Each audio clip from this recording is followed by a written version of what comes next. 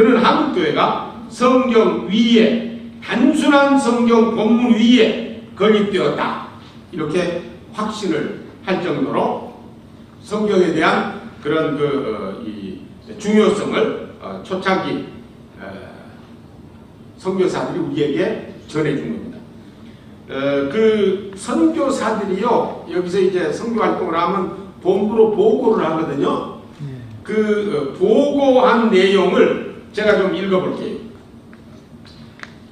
한국교회가 얼마만큼 성경 중심으로 성장해 왔는지를 잘 정리해주고 있다. 선교사들이 보고한 게 여기 이제 직접 내용입니다. 물론 성경 그 자체가 모든 나라에서 마찬가지로 복음화에서 가장 두드러진 요소이다. 그러나 한국의 성경은 좀 독특한 위치를 차지해온 것이 분명하다. 성경 공부와 성경 공부반은 한국교회의 발전에서 가장 독특하고 가장 중요한 요소이다.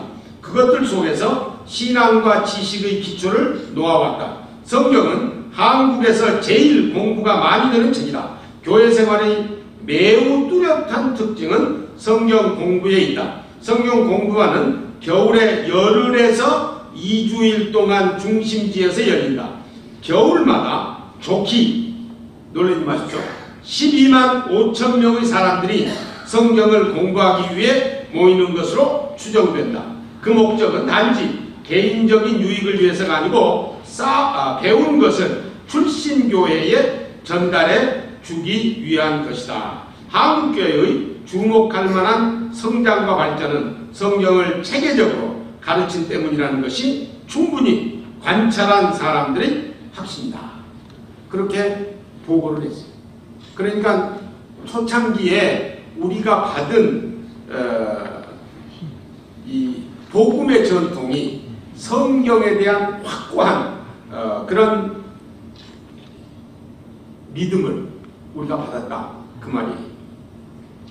이 확고한 전통을 받은 사람 중에 한국 사람으로 제가 두 사람을 언급을 하려고 그러는데요. 저 말고 박형용 박사님, 제가 이 박형용 박사님으로부터 그리고 박윤선 박사님 두 사람 언급할 텐데요. 이 두 분으로부터 3년 동안 배웠습니다. 그래서 이름이 이제 비슷하잖아요. 그분은 박형용이라고 부르고 나는 박형용 그러고 부르거든요. 한자는 또 박자만 같이 다 틀려요. 그래 일화가 많습니다.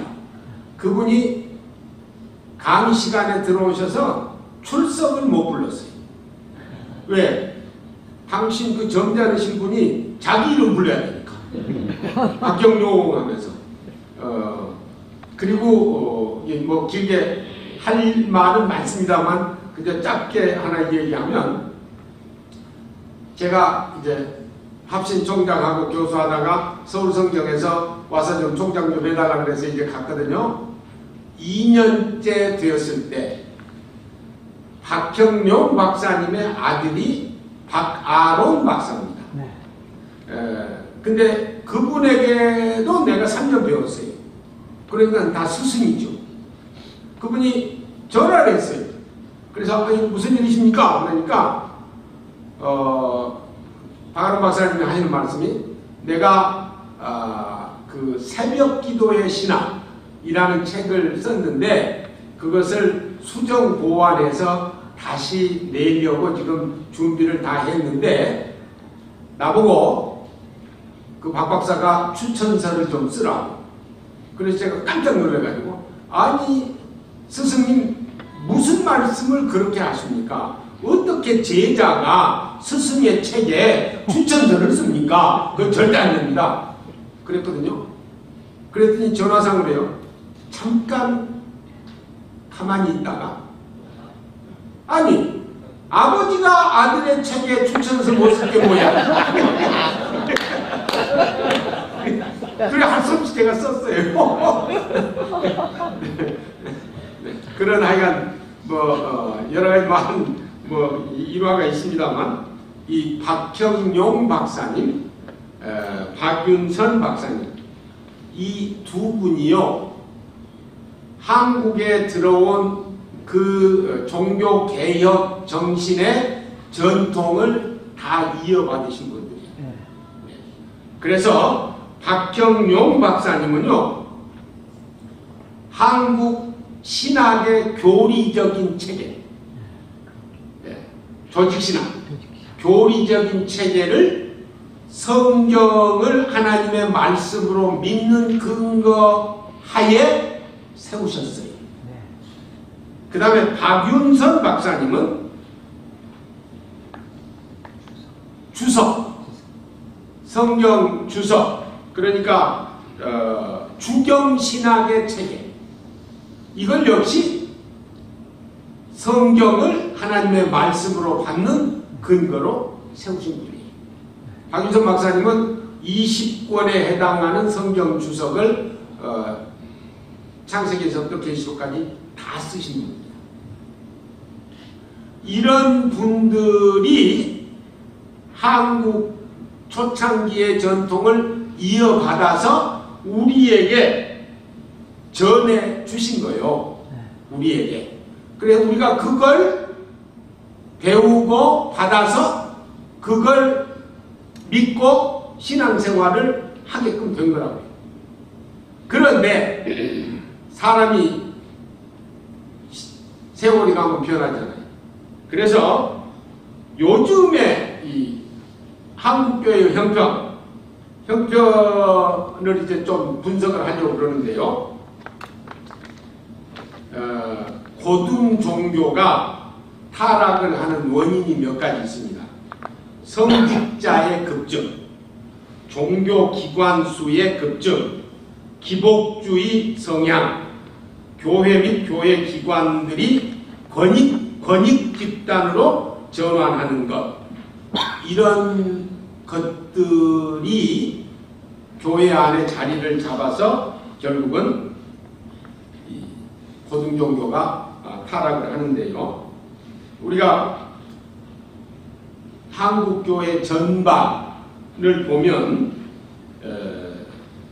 문제들이요, 목사의 전횡으로 발생한 문제점들, 또 목사와 장로의 갈등에서 오는 문제점들, 또 교회 재정을 잘못 사용함으로 오는 문제점들, 또 교회 지도자들의 도덕적 해이에서 오는 문제점들, 또 은퇴 목사님들의 후계자 선정 과정에서 오는 문제점들, 또 은퇴 목사님들의 예우와 관련하여 생긴 문제점들, 또 성도들의 성숙되지 못한 그런 태도에서 오는 문제점들, 이런 문제점들이 복합적으로 이곳 저곳에서 들리고 있는 게 사실입니다.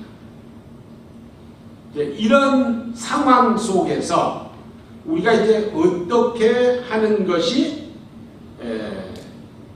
좋으냐라고 이제 생각하기 전에 그 원인들을 좀 찾아봤으면 좋겠어요. 우선요, 성경 계시, 즉 성경이 객관적 계시거든요. 이거는 어디에 있든지 영감된 하나님의 말씀입니다. 내가 읽든지 읽지 않든지 영감된 하나님의 말씀입니다. 이 내용, 이 성경 계시의 내용보다도 주관적인 경험, 이것을 많이 강조를 하다 보면 교회가 흔들리고 힘이 없어집니다. 우리가 아는 대로요, 다미선교회, 옛날 1992년 10월 28일 24시 예수님께서 재림하신다고 그래가지고요, 그 잠실 석촌호수 옆에 그 사무실이 있었거든요.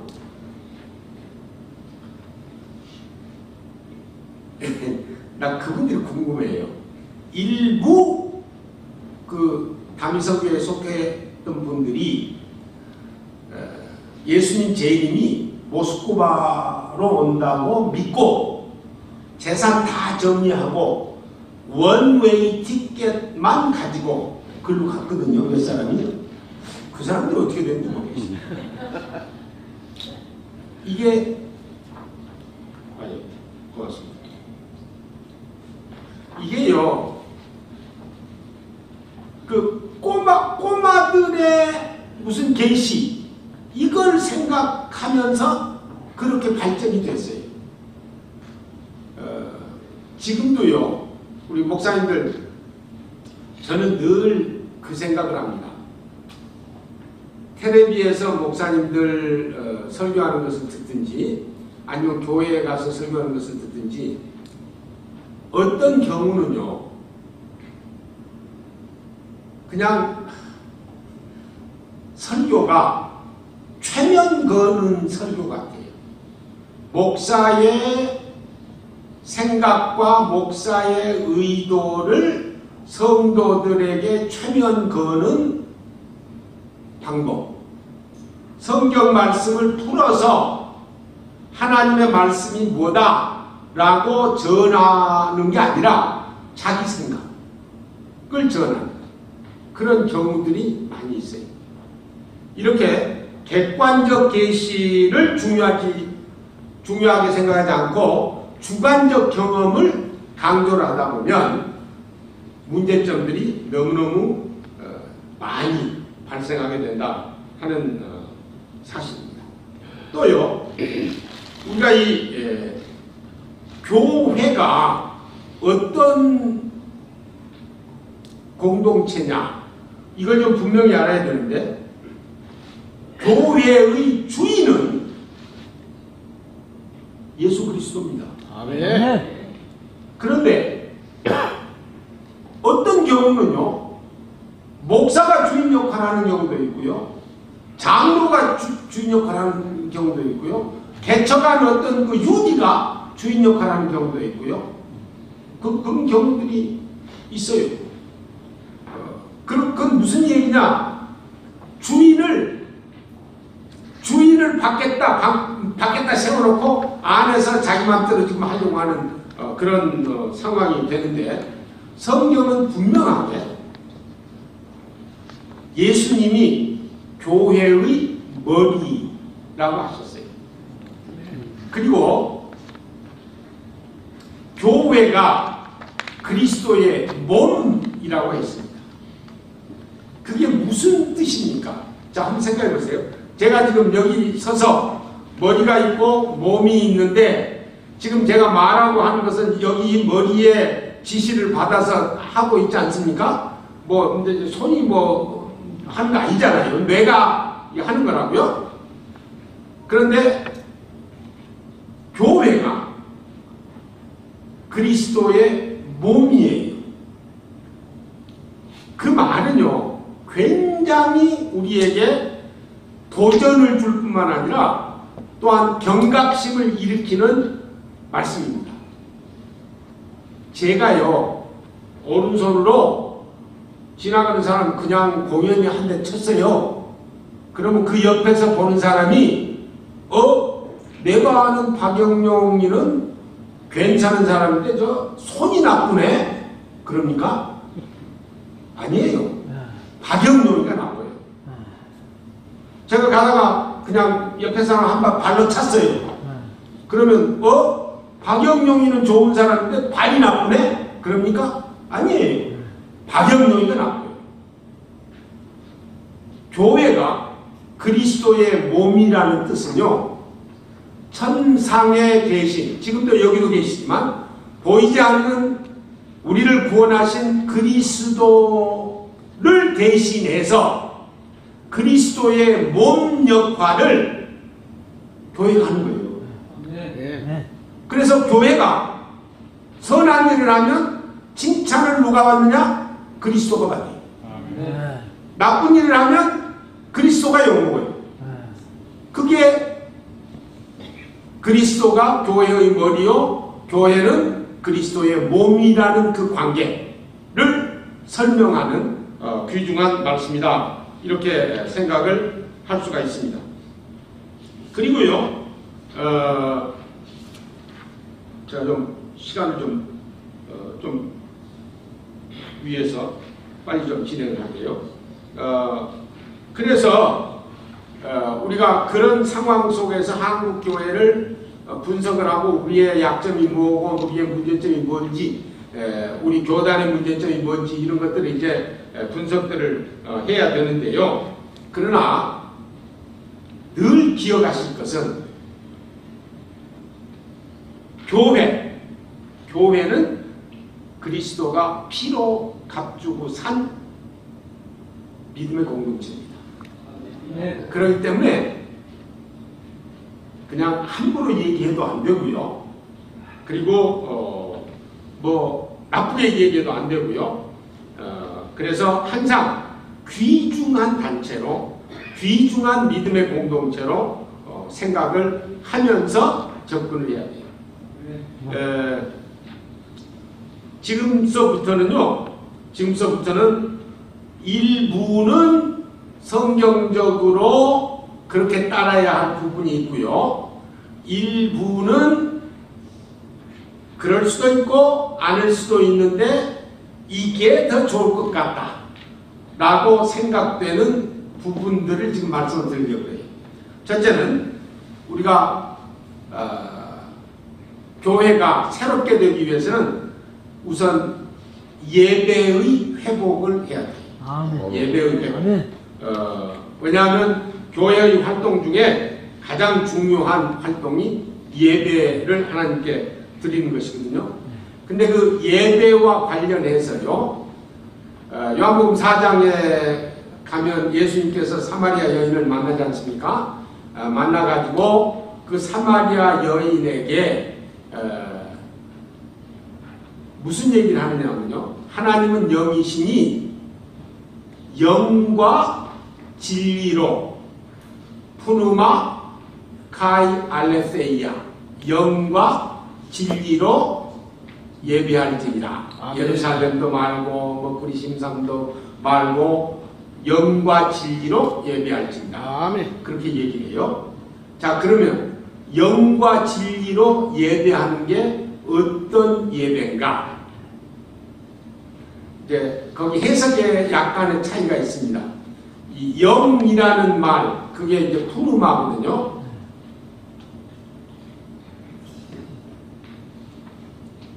푸르마인데 그 단어가 성령이라는 뜻도 있거든요. 그러니까 이제 어떤 분들은 성령과 진리로 예배할지니라, 이렇게 이제 해석을 하는 분도 있는데 저는 그게 잘못됐다고 생각을 합니다. 왜냐하면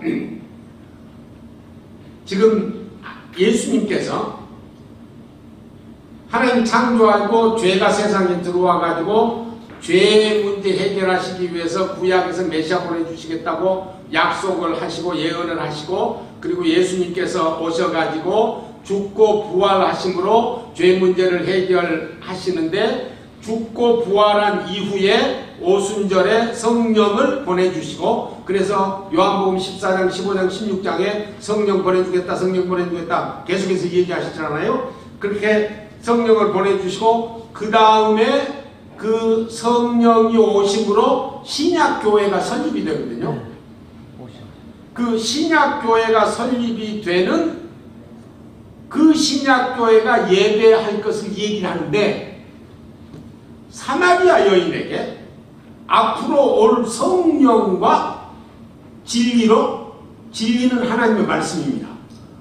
그런데 이게 이해를 할 수가 없어요. 사마리아 여인이 이 성령이라는 말이. 진리는 이해가 돼요. 왜? 구약을 하니까. 그래서 이 영과 진리로 라는 말이, 영이 우리들의 정신을 합쳐서 마음과 뜻과, 목사님이 말씀을 제대로 선포해서 하나님 앞에 예배를 드릴 때 하나님께서 로마서 10장에서 얘기하는 것처럼 받으실 만한, 하나님이 기뻐하시는 그런 예배가 된다, 이렇게 생각을 할 수가 있습니다. 그래서 이 예배 드릴 때 이게 그렇게 한번 생각을 해보세요. 쉽게. 여기 여수에 무슨 시장이 복잡한지 모르겠는데 서울로 하자면 남대문 시장 생각해 보세요. 남대문 시장에 이런 포디움을 하나 딱 세우고 제가 말씀을 선포를 해요. 그 듣는 사람들은 뭐 자기들 마음대로 이것도 팔고 저것도 파고 또 듣는 사람도 있고 이래요. 그건 예배가 아닙니다. 왜? 말씀은 있지만 성도들의 마음이 하나로 합쳐지지 않았기 때문에. 그러면 그걸 뭐라고 불러야 되느냐? 그건 전도 집회입니다. 또요, 반대로 생각했어요. 제가 뭐 옆 사람하고 목욕 재개하고 하얀 옷 입고 아주 깨끗하고 정결하게 한 다음에 마음을 하나로 뭉쳐서 큰 돌 앞에서 정성을 쏟는다. 그것도 예배는 아닙니다. 왜? 거기는 말씀이 없어요. 그러니까 예수님께서 영과 진리로 예배할지니라 라고 말씀을 했을 때는 이 둘이 성도들의 마음이 하나로 뭉쳐지고 그리고 말씀이 선포되면 하나님께서 기뻐 받으시는 예배가 된다. 이렇게 생각을 할 수가 있습니다. 아멘. 그 다음에요. 이거는 이제 해도 되고 안 해도 되는데 그 예배 순서 보면요. 교독 순서가 있습니다. 대개 시편 뭐 교독하잖아요. 그리고 설교 본문이 나오고 제목이 나오고 누가 어느 목사님이 설교할 것이 이제 나오잖아요. 교독을 성도들하고 목사님이 했어요. 그런데 목사님이 또 나와서 아니면 사회자가 또 나와서 설교 본문을 읽으시면서 우리 한 줄 한 절씩 교독합시다. 합독합시다.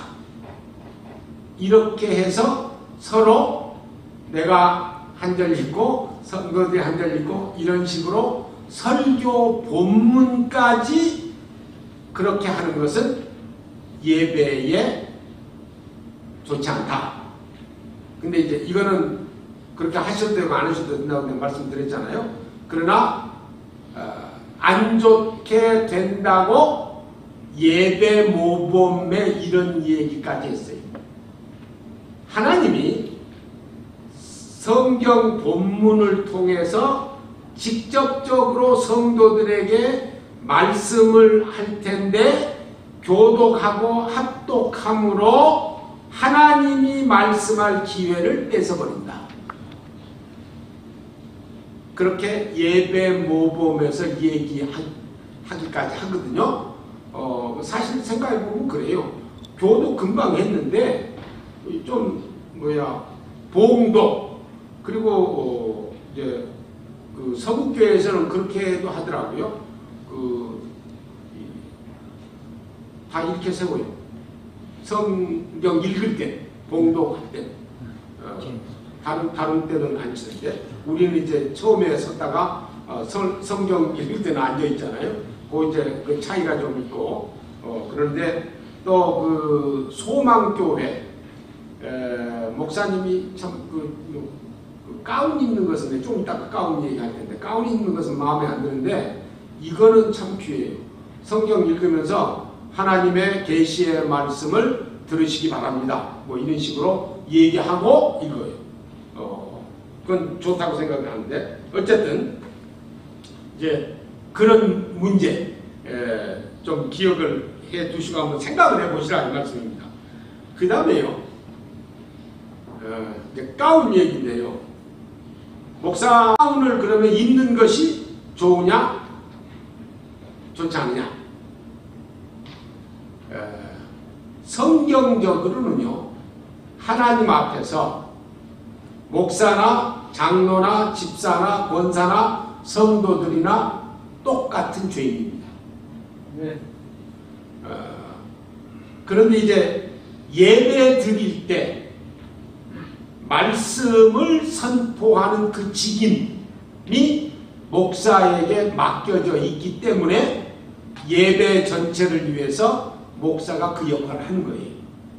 그런데 예배할 때마다 목사가 가운을 입고 나타나면 성도들 머릿속에 저 사람은 우리하고 다른 사람이다, 이렇게 차별을 두게 만드는 역할을 해요. 그러니까 목사가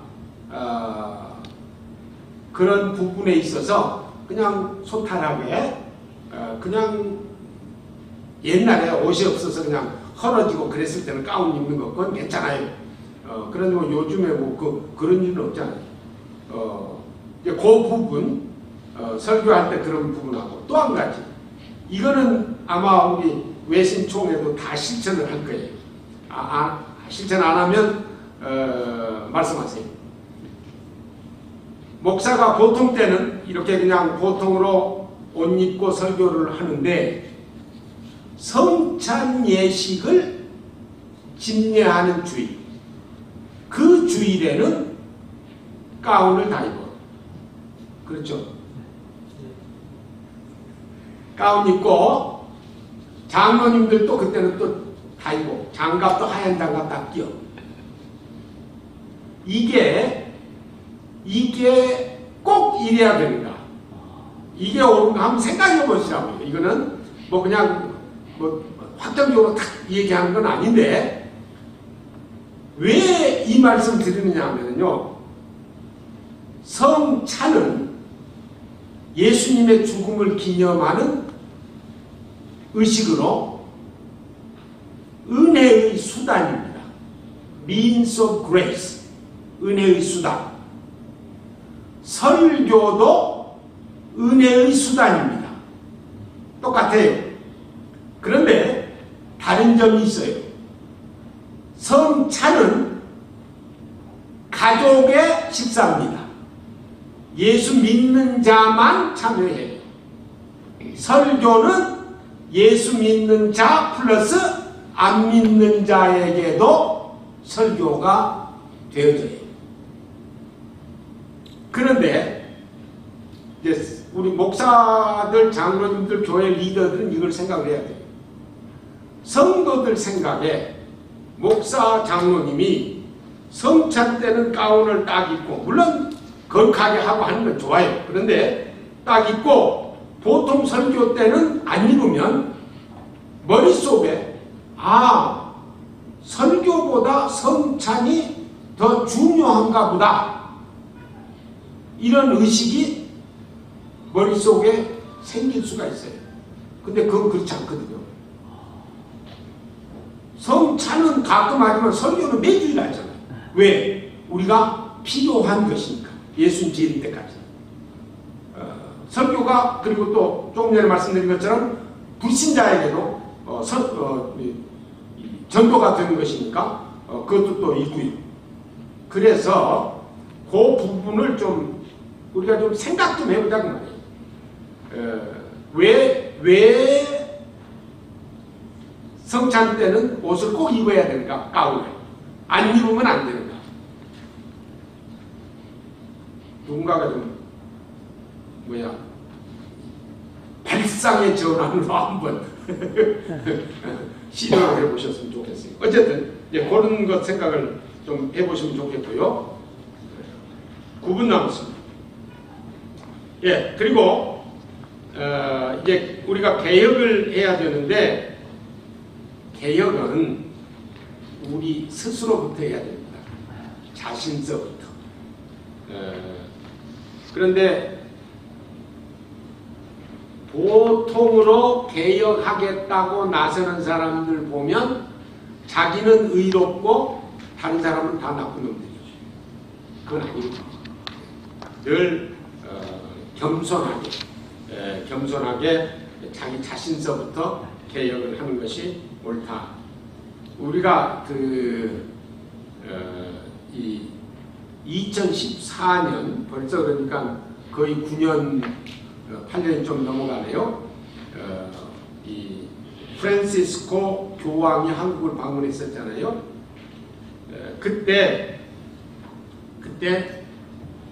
교황의 근엄한 자세보다는 그냥 웃는 얼굴, 평범한 얼굴, 또 소외된 자, 가난한 자 이런 사람들에 대해서 관심을 베풀고 그 차도 조그만 차 타고 다니고 이런 것들을 그 프란치스코 이 교황이 우리한테 보여주었거든요. 한국 사람들이 그때요 굉장히 감동을 많이 받았습니다. 지금은 다 이제 잊어먹었지만 굉장히 감동을 많이 받았는데 왜 제가 이 말씀을 드리느냐 하면요, 프란치스코 교황이 한국을 방문했던 그 기간 동안에 한 번도, 제가 듣기로는 한 번도 예수 그리스도가 우리의 죄 때문에 십자가에서 죽으셨습니다, 이 말 한 번도 안 했어요. 또 예수를 믿어야 구원을 받습니다, 이 말도 안 했어요. 안 하고 그냥 행동으로 약자들 보살피고 그냥 친근하고 뭐 이런 것들, 겸허한 태도, 이런 것, 그리고요, 한 가지만 이제 얘기를 하고 제가 마치려고 합니다. 5분 남았었거든요. 제가 나이를 먹어서도 꼰대는 아닙니다.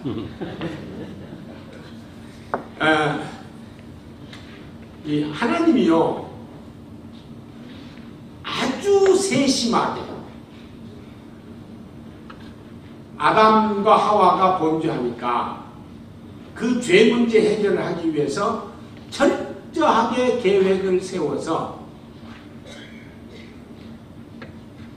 하나님의 구속 역사를 진행시키는데 우선 죄 문제 해결을 위해서 그의 사랑하는 아들 예수 그리스도를 이 땅 위에 보내서 고난 당하게 하시고요, 죽게 하시고, 그리고 부활시키셔요.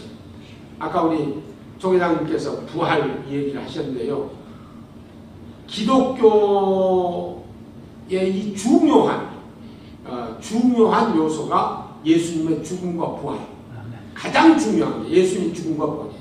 근데 우리 한국 사람들은요, 그리고 보수주의자들은요, 죽음 쪽에 강조가 많아요. 마치 뭐 요즘은 그런지 모르겠지만 옛날에는 그랬거든요. 극장에 가서 울고 나오면 그 영화 좋은 영화예요. 웃고 나오면 별로예요. 그러니까 이제 죽음 쪽에 계속. 그래서 부활 쪽에 강조가 별로 없어요. 그런데요, 한번 생각해 보세요. 예수님 죽었어요. 부활 안 했어요. 어찌다는 거예요? 말이 진짜 헛거요. 바울이요, 고린도전서 15장 13절, 15절, 16절 이런 그 구절에서 이렇게 얘기를 해요. 우리의 성도들의 부활이 없으면 그리스도도 살아나지 못하셨을 것이라. 왜 그렇습니까? 그리스도가 살아났기 때문에 우리도 부활 생명을 사는 거예요. 아멘. 그렇기 때문에 이 부활이 중요한데, 이 예수님의 죽음과 부활을 통해서 구속을 성취하고 영원한 화목의 복음을 만들고 영생의 복음을 만들고 또 기쁨의 복음을 이제 만들어 가지고 예수님을 승천하잖아요.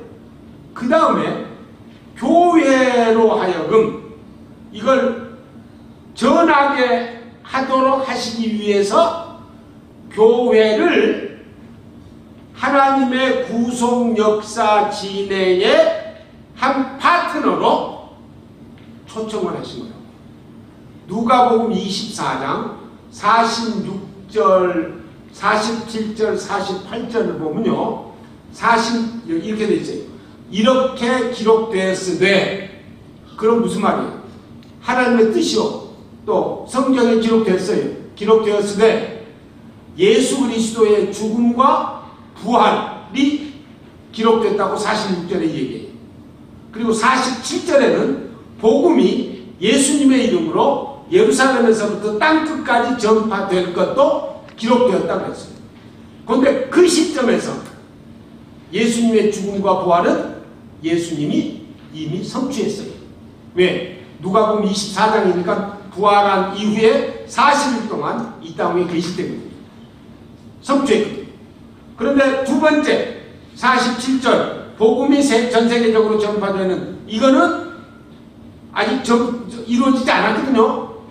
그런데 그 다음 48절에 너희가 이 모든 일의 증인이라. 교회를 파트너로 초청해서 그 일을 예수님 재림 때까지 하게끔 지금 우리를 부르신 겁니다. 한국교회가요, 선교사 많이 보내는데요. 우리 외신은 얼마나 보내는지 모르겠습니다만 많이 보내는데 늘 기억하셔야 할 것은 그냥 선교사 보내가지고 그들이 뭐 하든지 말든지 뭐 관심 없이 돈이나 보내고 그럴 게 아니고요. 보내는 그 시점서부터 은퇴할 시점까지 전체를 잘 계획적으로 설계를 해서 누가 선교사로 나가든지 한평생 복음을 위해서 수고한 사람들이 잘 사역하고 생애 마감도 잘할 수 있도록 그렇게 정리를 하는 것이 우리가 해야 할 일이다 이렇게 생각을 합니다. 이제 시간이 다 됐고요. 어거스틴의 이야기를 가지고 마무리를 하려고 합니다. 어거스틴의 제자가 선생님, 성도가 가져야 할 덕목이 뭡니까? 그렇게 물었어요. 그러니까 어거스틴이 첫째도 겸손이고 둘째도 겸손이고 셋째도 겸손이다. 그러니까 이 제자가 도대체 겸손이 뭡니까? 라고 물었어요. 그러니까 네가 교만하지 않는 게 겸손이다. 그러니까 또 제자가 교만은 또 뭡니까? 그러니까 네가 겸손하다고 생각하는 것이 교만이다. 뜻이 없어요. 그렇지. 우리가 성도로서, 지도자로서, 또 예수 믿는 사람들로서 이 땅 위에서 하나님, 성경, 교회 이건 굉장히 귀하게 여기고 높여야 되지만 내 개인을 늘 생각할 때는 항상 하나님 앞에 겸손한 그런 자세가 필요하다 이렇게 생각이 됩니다. 감사합니다.